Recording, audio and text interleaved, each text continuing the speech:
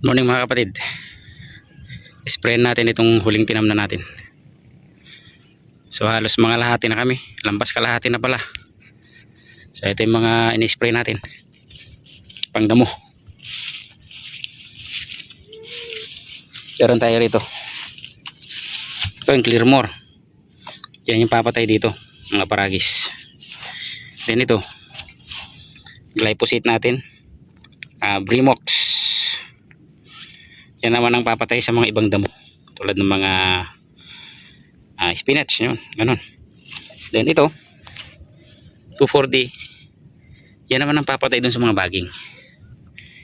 Then meron tayong ihahalong atrasin. Ito. Atrasin. Nakakapatay din ng damo ito. Pero ito yung mas magandang pangontrol ng pangontrol ng mga buto na hindi pa tumubo. So hindi niya napatutubuin, no? Hindi na ma-degerminate yan. Atrasin. Yan yung hinahalo natin. Ang timplada sa Clearmore, isang lata ng sardinas. Yan. Brimox, yung glyphosate natin, isang lata rin ng sardinas. Then dito kahit haluan lang natin ng 2 kutsara to 3 kutsara, no? Then kanawin natin yan dito. Para ang maganda kasi pag may atrasin, hindi natutubo yung mga buto, no? So madi-delay yung pagtubo ng mga damo sa maisa natin. Napatay na, then may delay dun sa germination ng mga buto ng mga damo, ba't ibang uri ng damo. So maganda po may ganun tayo, no? Selective pre-emergence, herbicide for the effective control of annual grasses and broadleaf weeds in sugarcane, corn and sorghum. Ayan. Yan yung natin, So maglagay tayo. Malagyan na natin ng isang rito. Maglagay tayo ulit. Pag gagamit tayo ng mga ganito mga gamot, no, chemical product, gumamit tayo ng mga guantes, no, mag-gloves tayo. Yan. Yan. Dagdagan natin ng konti. Yan. So mahaba itong hawakan natin para hindi natin nahawakan yan powder. So haluin natin, kanawin natin siya.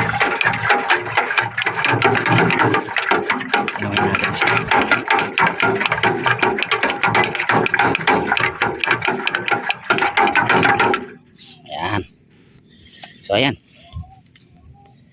So halos matapos na itong natin, ina-apply natin ng herbicide. Yun yung pinsan ko, kasama natin lagi yan. So ito sa tito ko to, maganda yung mais nya. Ito yung mga nauna. Nalit tayo kasi to, ilahan ng to ng tabako, kaya late sila na mag-harvest, kaya late na rin natin natamnan. Kasabay ko ito. So yung may-ari nito. So ayan siya. I-monitor natin ito, makikita nyo yan madamo, pero after 5 days yan sunog lahat yan, dahil dyan sa mga yan. Okay, so tara na. So ayun mga kagro, tayo nagbabalik. So ito na yung in-spray natin ng pangdamo. So makikita nyo, wala na tayong makitang mga yung maliliit na damo na postbong. Malinis na, no? Yung nabanggit ko doon sa video natin, yung Clearmore, at naghalo tayo ng glyphosate, then 2,4-D at atrasin, no? Ayan, naapula na lahat, malinis. Papansin nyo, wala, patay lahat ng damo. Punta natin sa area bandaron.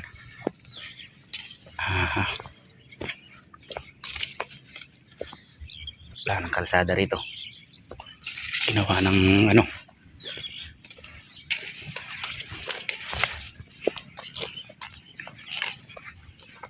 ito na.